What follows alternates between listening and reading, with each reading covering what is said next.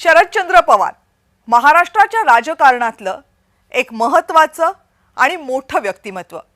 शरद पवार हे आज वयाची 85 वर्ष पूर्ण करतात।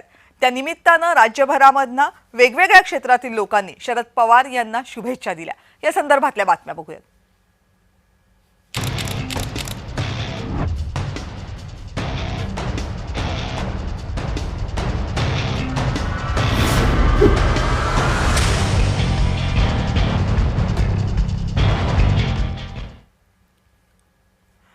शरद पवार यांचा आज 85वा वाढदिवस। महाराष्ट्राचे माजी मुख्यमंत्री, देशाचे माजी कृषी मंत्री, देशाचे माजी संरक्षण मंत्री अशी अनेक पदं भूषवलेलं हे व्यक्तिमत्व। अनेक क्षेत्रामधल्या मंडळींकडून आज शरद पवार यांच्यावर त्यांच्या वाढदिवसानिमित्त शुभेच्छांचा वर्षाव झाला। या निमित्तानं वेगवेगळे उपक्रमही राबवले गेले। अगदी बदलापूरमध्ये लाडू वाटप करण्यापासून ते कोथरूडमध्ये चक्क 86 रुपयामध्ये 1 लिटर पेट्रोल विकण्यापर्यंत अनेक गोष्टींचा यामध्ये समावेश होता। आपल्या लाडक्या साहेबांच्या वाढदिवसानिमित्त कार्यकर्त्यांमध्ये प्रचंड उत्साहाचं वातावरण होतं।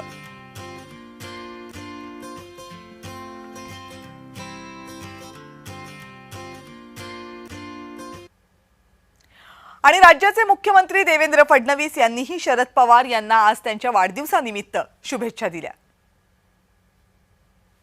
पवार साहेबांच्या जन्मदिनाच्या निमित्ताने मी त्यांना खूप खूप शुभेच्छा देतो आणि ईश्वराने त्यांना दीर्घ आयुष्य द्यावं, उत्तम आरोग्य द्यावं आणि जी काही त्यांच्या परीने ते सेवा करतायत ती त्यांनी करत राहावी।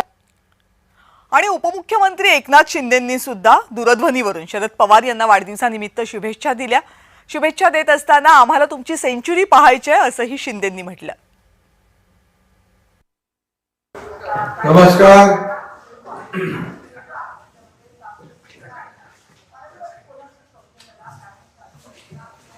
वाढदिवसाच्या आपल्याला खूप खूप शुभेच्छा।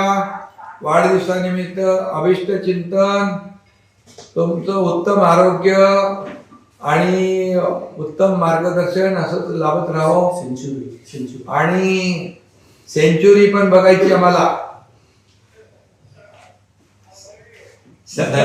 खूप खूप शुभेच्छा, खूप खूप शुभेच्छा, खूप खूप शुभेच्छा। आणि राष्ट्रवादीचे खासदार निलेश लंके यांनी शरद पवार यांना भारतरत्न द्यावा अशी मागणी केली आहे। शेतकऱ्यांच्या बाबतीत खऱ्या अर्थाने आमूलाग्र बदल करण्याचं काम जर कुणी केलं असेल ते आदरणीय पवार साहेबांनी केले। त्यामुळे ही योग्य मागणी आणि ती सरकारनी मागणी ती मान्य केली पाहिजे ही आमची भूमिका आहे।